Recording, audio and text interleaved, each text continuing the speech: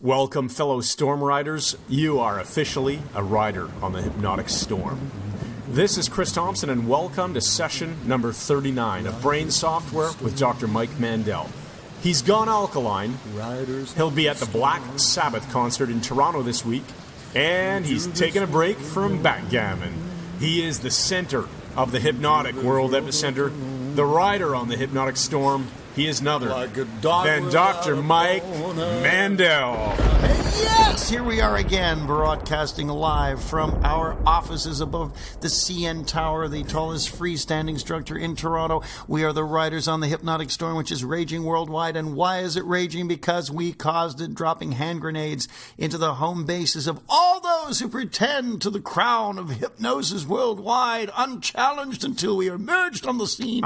And in the name of Dennis Bryce Morgan, I greet you and say, welcome, welcome, stalwart ones. You are one of us now. That's awesome. Okay, so you've gone alkaline.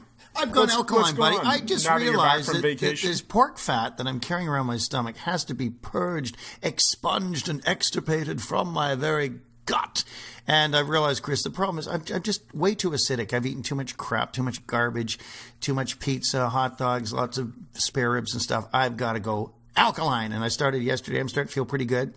Cutting out the acid-forming foods, and I'll keep you informed as to what occurs with that. As far as Black Sabbath goes, yes, tomorrow night in Toronto, courtesy my friend Paul Moyer, got a ticket, and we're taking with us the immutable, the intellectual Matthew Crunkhorn Bulldog. All right, so that's going to be fun. And how was your vacation? Vacation was awesome, and you know, I vacation in Minden, Ontario, which is the very epicenter of cottage land. That's right. And my ace buddy, Michael C. Anthony, came up from the U.S., and hung out with me for 5 days. We played some amazing backgammon. I'm forced to admit he's a slightly better backgammon player than I am, and seized my crown, as it were, but it shall be rewon. We're making this into a yearly event, and the immortal, the illegible Chris Thompson showed up in the middle of it, and we drank some apple cider and Strongbow, of course, the official drink of British Jiu-Jitsu, and ate some awesome sandwiches, played some backgammon, and then he went back to his cottage. It's been a good holiday, and it's time to get back to work. It was a lot of fun, and yeah, it was great to hang out with you guys. So let's get on with the podcast, shall we? What do you want to start with here?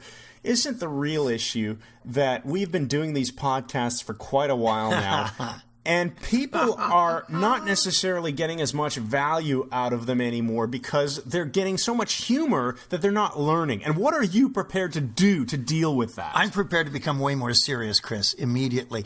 This is a stupid language pattern we've been doing lately. It's kind of hypnotic, and I hope you pick up on this.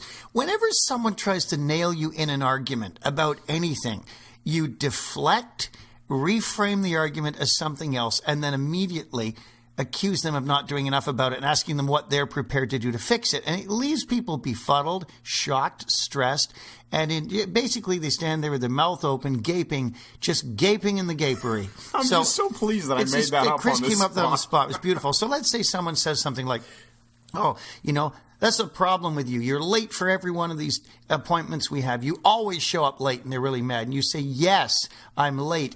And isn't the real issue here the fact that society is going at such an alarming rate and that driving has not speeded up, along with the fact that we can access things on our computers and cell phones instantly? And around the world, people are becoming late, and many of them are losing their jobs as a result of it. And my question to you is, what are you prepared to do to employ those people so they can still feed their families? What? Just the beauty of this, okay? Mike and I have refined this over about 2 months now.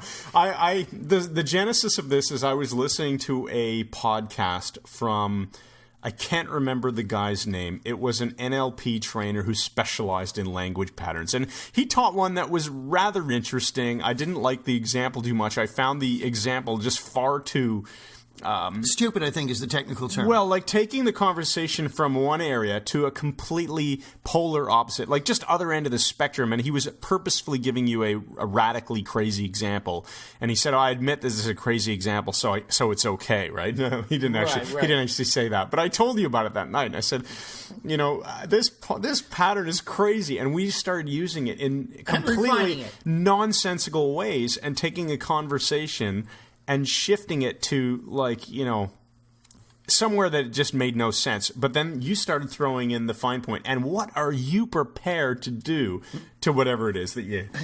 It throws it back at the person. It's a horrendously funny way of just messing with their language, and it throws them off completely. Whatever they were trying to nail you on has now been segued into some global problem, and you're showing real concern, and you want them to be involved in fixing it. And so there's some magic here, right? You've got to agree with them. Right. Yes. They complain. And you agree. And you say yes. And. You never say yes, but. You say yes, and. Which is a string sentence. Right. So string sentence. And then... If you listen again to what Mike just did, you're going to notice this, in a sense, never-ending sentence. What we call in hypnosis a never-ending sentence. Pretty much. But it did end at some point. But you started unrolling the blank canvas of what seemed like it was connected to the topic. Seemingly made sense. In the beginning. And then you start segueing further. You just a tangent upon a tangent upon a tangent. Make it a much more universal problem. And then you fire back hard. And what are you prepared... Don't forget the middle part. Isn't the real issue here. Sorry, that's right. And then yes. you should reframe it. And isn't the real issue, so it's a yes and, isn't the real issue, that's when you then begin unrolling that blank canvas of starting with something that seems like it's connected, and you can string together multiple statements, getting more and more tangentially separated from the real issue. Okay, let's do an example. You get on my case about something. All right, so Mike, we are supposed to record 2 podcasts a month, and you've just been taking too much vacation time, and so now people are probably going to have to wait another 3 months because you've just been too damn busy. Well, you're right, Chris. I have been too damn busy. You're absolutely right about that. But isn't the real issue here the fact that there are children in the world with parents who can't afford to take any vacations at all? And there are hundreds of thousands of those parents now desperately holding down a second or even a third job in an attempt to give their children some kind of life. And my question to you is, what are you determined and able to do on their behalf to make sure they not only have a fulfilling vacation, but can look after those kids as well? What are you prepared to do? He gets in my face. You can't see it, but he just moves in and invades my space while he does that final. And what are you prepared to do? Just Brilliant. great, but do this stuff. It's fun stuff. Oh, Remember, guys, life should be fun, enjoyable, and vaguely annoying to other people. Yes. So much fun. Hopefully you guys can, find a useful way to use this, not just to annoy other people. Redundant. A useful way to use this. Thank you. Coming at you from the Department of Redundancy Department. Now, speaking of which, there was another trainer who came up with a name for a hypnosis school recently that was rather redundant. Yes, we're not going to say. I'm not going to say what. But it was really funny to notice words like... I was surprised he didn't name his training school Hogwarts. Okay, we got to stop on this. Do you know why? No. That's where Harry Potter is. That would have been the logical step. If I see a purple lightning bolt on this guy's head. Oh, the whole, yeah. Okay, anyway, Milton Purple. Okay, let's get back to... let's talk about something rather interesting now. Let's talk about placebo and nocebo. You and I have been talking a lot about this lately. In fact, so my father just recommended a book and lent it to me called Bad Science, and I've enjoyed the book tremendously so far. I'm more than halfway through, and there's a whole chapter on the placebo effect, which I found really interesting, because regardless of whether or not certain things work, there is always an opportunity to amplify the effect with the placebo effect, right? So as an example, you might have in the example of a pharmaceutical industry situation, you might have a pill that is an effective antidepressant for those people who need them or want them. Or believe in such things. And then what the drug companies will do is package the pill or even color the pill. So let's say, I can't remember what colors he explained in the book, but what color are your antidepressants, Chris? Yeah, let's say pink. I think one of the examples was actually that pink worked better than, let's say, bright red. Okay, so if you're selling an antidepressant pill in your drug company, you're probably going to want to use pink or blue or light yellow or something like that. You're not Which is going to initiate the placebo response. Exactly. On top of the fact that the pill probably, you would hope that the pill actually has a real function and has been proven to work in a randomized, double-blind, large survey sort of study, right? But they will still take advantage of the placebo effect by coloring it and packaging it appropriately. That's true, and the colors are universal. A side loop here, Chris. I've done quite a lot of work with the police over the years in both Canada and the U.S. And one of the American police services I worked with showed me their lockup room for violent criminals. You know what color it was?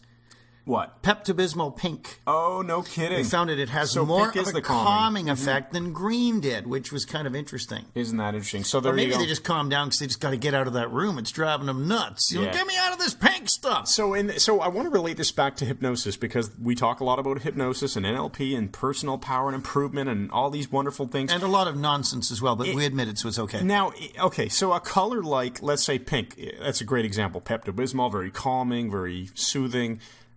That is an anchor, right? Yeah, I mean, that is why I would assume the placebo effect works because A, expectation, or B, anchors, or maybe certainly there's expectation. Other things. I mean, you've got to remember the earliest examples that we would hear before this became mainstream of the placebo effect, and some studies say only 15% do you get a placebo effect, but some of the earliest examples would be the doctor with a good bedside manner. Exactly. It's just typical. You get a doctor with a good bedside manner, and his very presence makes you start to feel better. And it's not just that you imagine you're getting better. The placebo effect can trigger a cascade of chemical and electrical reactions in your nervous system and in your neurology, psychology, throughout your entire being that will enable you to actually get better. It changes your immune system. It does everything. So, in a sense, when you're doing something like hypnosis, it's not just a bunch of buttons that you push. It's not the same as saying,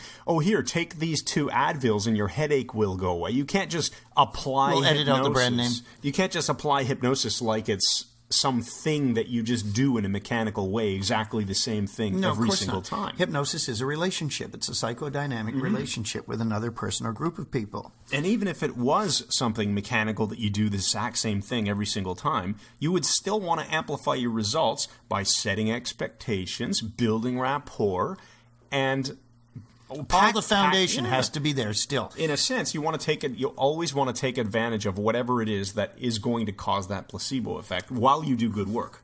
Of course. And what people typically don't take into account is regular drugs that are not inert, also have a placebo effect. Of course. But then there's the nocebo effect that you mentioned as well. Yeah, let's talk about that. Nocebo means I harm you. Mm-hmm.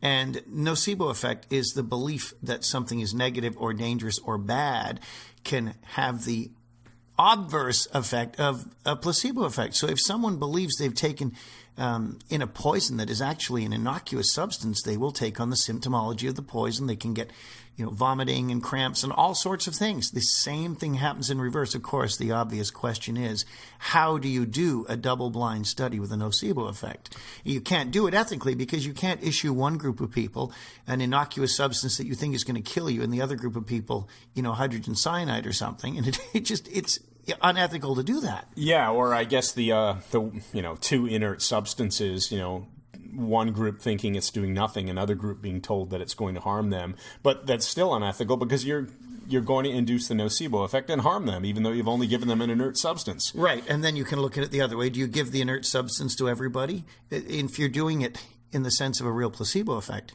one control group has to have the real drug. Yeah. And the placebo group is to see how well it reacts to real drugs. So you have to give the person a real poison or real torture or something. You can see why scientists argue like crazy over the validity of a study because there's so many different ways you can do something, and there's going to be so many different opinions on whether it was... You can always step back and say, but you didn't take this into account. I demand these criteria.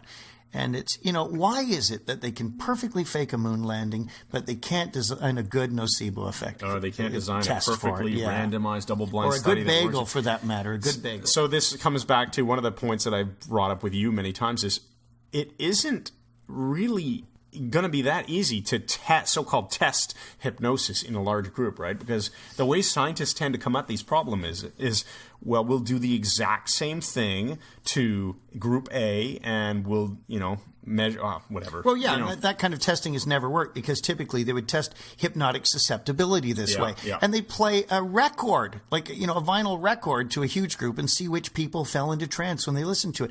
All that's telling you is what that recording does with that group at that time in that context. It tells you nothing whatever beyond that. This is nonsensical stuff.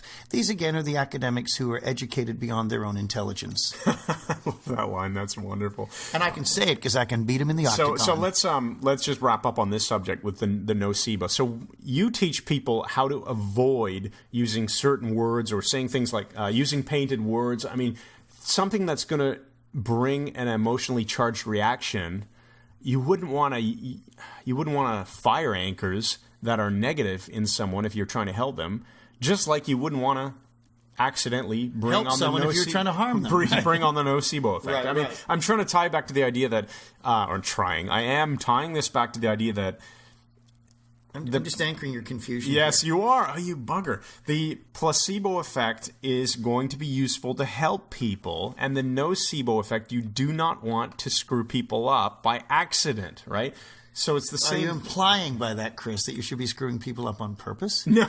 No, you do not want to be screwing people up by accident, Chris. That's completely true. But isn't the real issue here that there are people in drug companies developing placebos that can be used worldwide?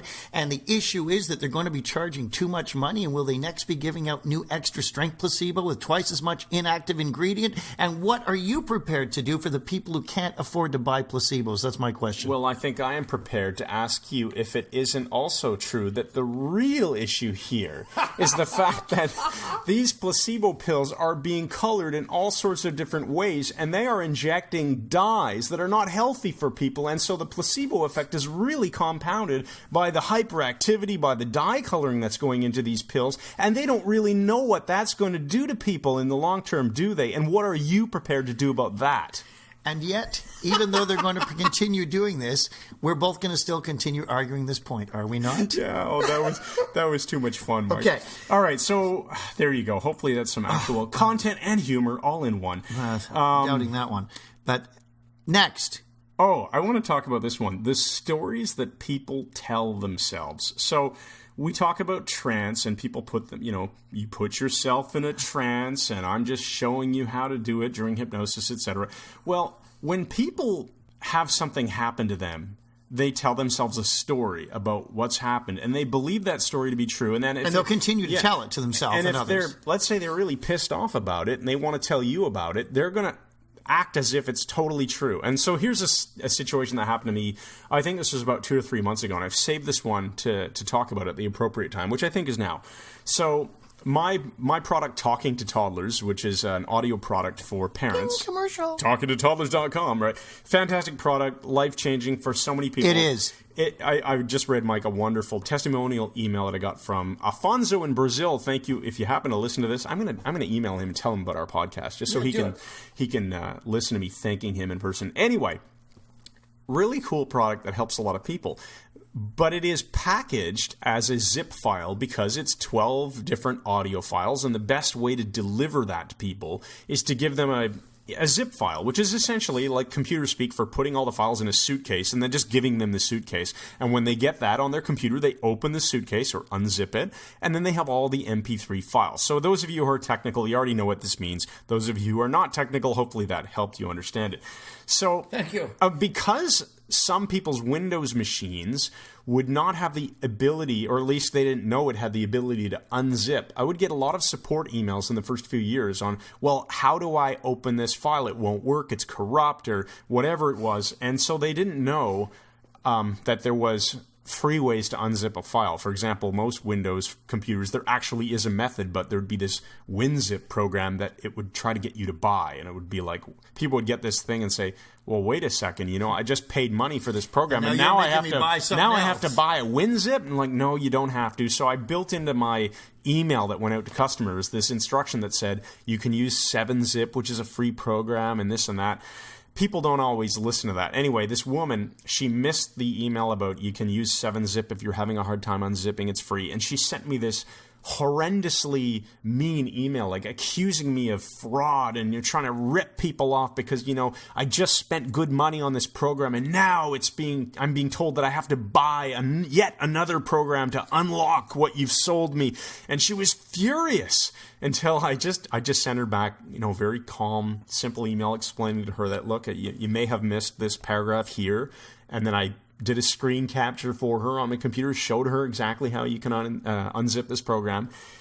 And I laughed because I realized she was just telling herself this story, and then she just wanted to vent. She just wanted to vent that I know you're a fraud and you're ripping people off. Based on the story that she had told herself. She told herself. And so I guess, you can use this in your own life and just watch for times when you're telling yourself a story or someone else is telling themselves a story just based on some experience that they had that isn't necessarily an accurate representation of the truth. Well, it won't be, because we cannot access memories directly. We rewrite and edit every time we recall a memory, every single time. We are changing the protein kinase C every time we go back. It's just the way it is. And I think it's right at the neck of the axon. And what happens is the protein moves to the site as a memory becomes set. But when we keep accessing a memory, reaccessing it, we are also rewriting it as well. So now, the finale, of course, is always remain calm. So I emailed this woman, I explained what she needed to do, and she apologized profusely for flying off the handle on me. People in marketing... And then you ripped her apart, which I thought was just so cruel. What are you talking about? Just making it up. So in marketing, they always say... People will act based on emotion, which is what she just did, and then they will later justify their actions with logic. Of course, and that's how people buy. They buy through feelings and justify with facts. Right. That's always the case, and that's where buyer's remorse comes in afterwards after you purchase something.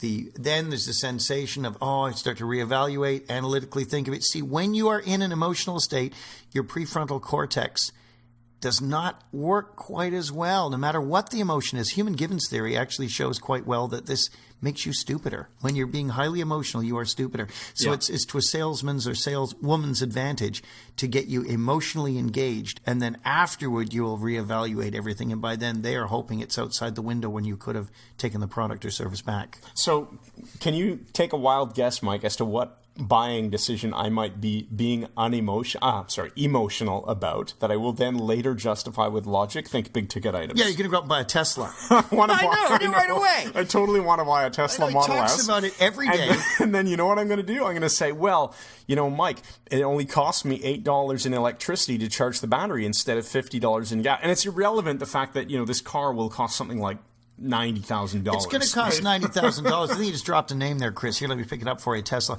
But isn't the real issue here that when you're going to buy something of that magnitude, you're not taking into account the horrible power systems worldwide, and in the third world where you're getting daily blackouts and brownouts and people aren't even able to cook their dinner as a result? And my question is, when you're driving around in your Tesla listening to your Justin Bieber, what are you prepared to do to help these poor people who don't have access to the kind of electricity you have? What are you prepared to do? I'm laughing too hard to issue a comeback at this point. Let me deliver the empowering question of the day. All of you listening, this will really resonate with some of you. In light of what you've heard, both real and stupid, in the last 23 minutes and 14 seconds or something like that, my question to you is, what stories are you continuing to tell yourself? What old, irrelevant stories do you continue telling to yourself and others? And which ones is it time to drop from your repertoire? So, Christopher, I just had this horrible sensation, this feeling that I think we may have told that Talking to Toddlers 7-Zip scam story. This is the fourth time you've done it. Might have used that on another podcast. We'll use it on the next one, too, just in case anyone didn't get it. When you gave that empowering question, I thought, I think we might have used this one. If we have, then, hey, guess what? It was really good. We used it twice. Deja vu all over again. And it's okay because we admit it. When you have such a wealth of material as we do, it becomes just gavus if you have to focus on it too intently. And the dursitiveness and the gavusness just get too irritating. Yeah. Now, when I told that story about the Talking to Toddlers thing, did I kind of do a Ken Sweatman? Was it way too detailed? No, you didn't. You didn't. It wasn't too detailed. It was bordering on being a Ken Sweatman story, but didn't quite go there. All right. So, do you have a closing metaphor for us? I do, Christopher. I do. I was going to call you Christabel, and I didn't get round to it, so I won't do it. Christabel. Isn't that great, your new name? You were calling me Jeff for a while. Should we tell that one? Let's tell that story real quick. Okay, save that for the next podcast. Okay, we'll save that. So, listen, I want to tell you the story of the Wizard's Duel. D-U-E-L. Of course, if you're in England, you'd be saying Wizard's Jewel. pronouncing it like Jewell, as we did. The story of the Wizard's Duel is a true story.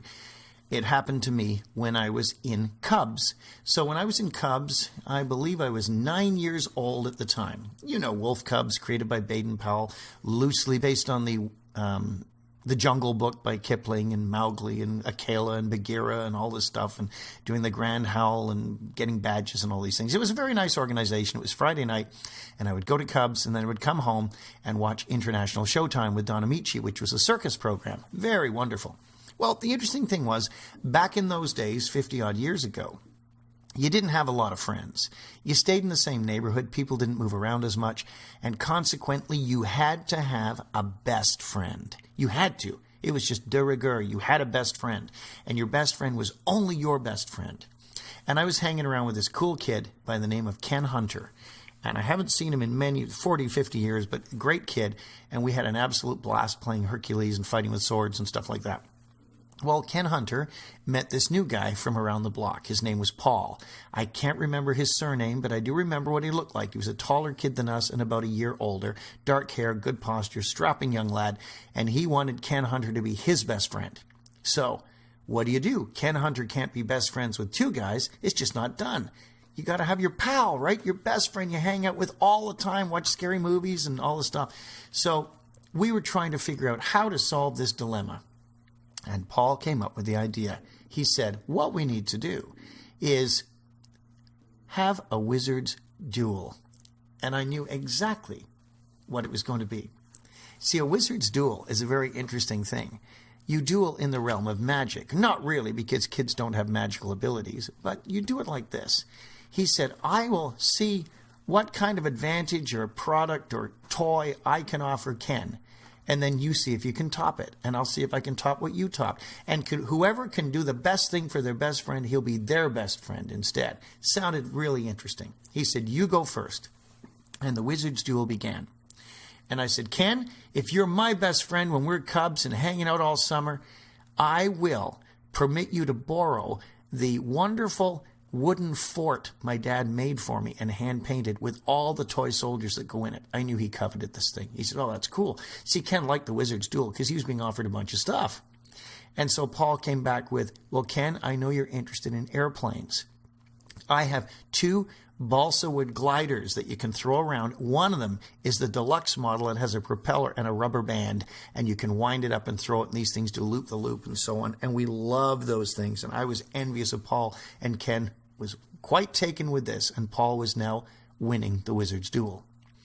And I thought, how do you top this? And I was thinking, and I said, Ken, you know, we have a summer cottage we go to, and if you're my best friend, we'll let you come up to that summer cottage when we go up there, and you can hang around with my family, and you know my mom lets you eat whatever you want. And he really, really liked that.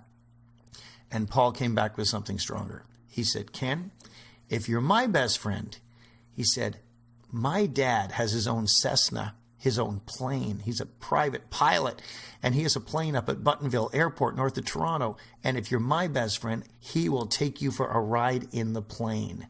And this was off the frickin' scale. And they said, can you top that? And I said, yes.